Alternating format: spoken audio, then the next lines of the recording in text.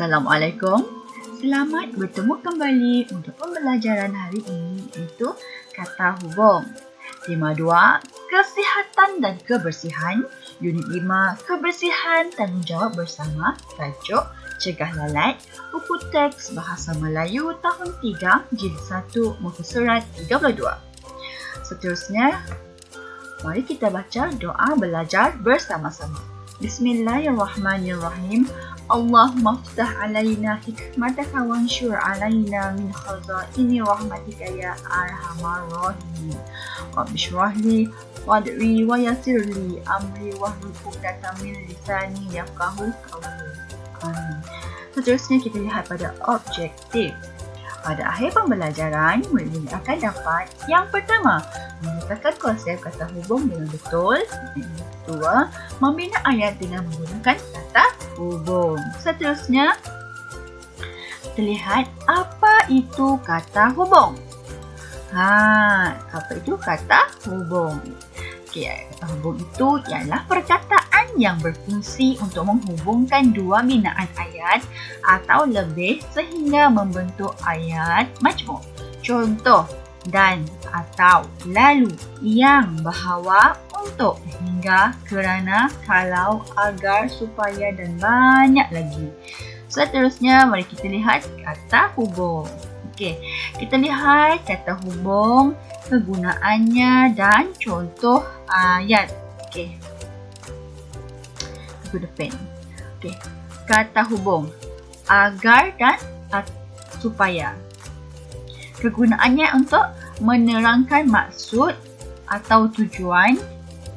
Contoh ayat, Abdul sanggup bergolak bergadai agar ataupun supaya hajatnya itu tercapai. Ini penggunaan agar dan supaya ini adalah untuk menerangkan maksud ataupun tujuan yang dilakukan oleh Abdul. Seterusnya yang kedua, kerana, menunjukkan alasan ataupun sebab.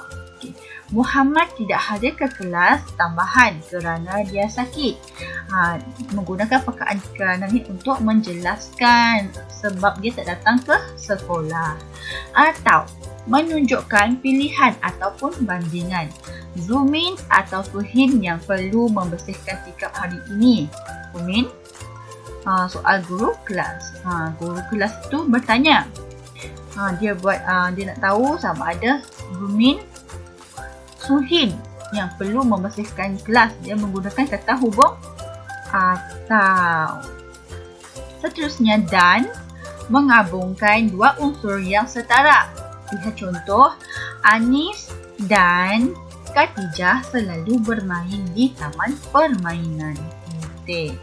Nampak tak? Anis dan Khadijah selalu bermain di taman permainan. Maksudnya mereka dua ni sama-sama pergi bermain di taman permainan. Seterusnya, kata hubung sehingga, hingga ataupun sampai, menerangkan akibat ataupun kesan.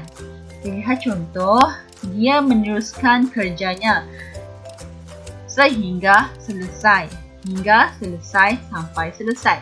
Maksudnya dia nak bagi tahu dia akan buat kerjanya sampai habis. Kesannya dia nak buat sampai habis walaupun berlaku. Lalu, menggabungkan dua perbuatan yang dilakukan secara berturut-turut. Contoh lihat sini, Juming mengambil seketul batu. Lalu, membalingnya ke arah anjing liar yang mengekorinya. Maksudnya, dia ambil batu, terus membaling.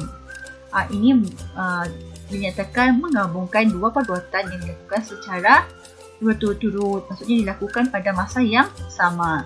Sambil menunjukkan perbuatan lain dilakukan di samping perbuatan utama. Kamal berzikir sambil memejamkan matanya.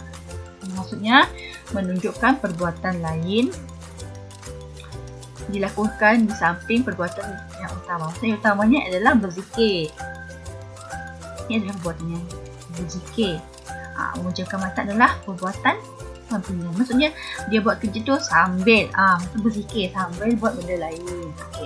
Tetapi menggabungkan ayat nahaf menggabungkan ayat dengan ayat yang lain atau perkara yang berlawanan maksud. Di sini jam itu bersaiz kecil tetapi mahal. Nampak? Dia nak buat apa? Menggabungkan ayat dengan ayat lain atau perkara yang berlawanan maksud. Maksudnya jam tu kecil tapi harganya mahal. Dia menunjukkan jam tu kecil tetapi mungkin buatan tetapi lah, sebab kecil tetapi mahal, macam tak berlawanan dengan maksud. Faham tak? Tugasan, sila buat latihan kata hubung di Quizizz. Pautan telah disediakan dalam Google Classroom. Okey, seterusnya kelas tamat. Assalamualaikum. Diharap segala penerangan yang Muallimah bagi itu dapat kamu fahami.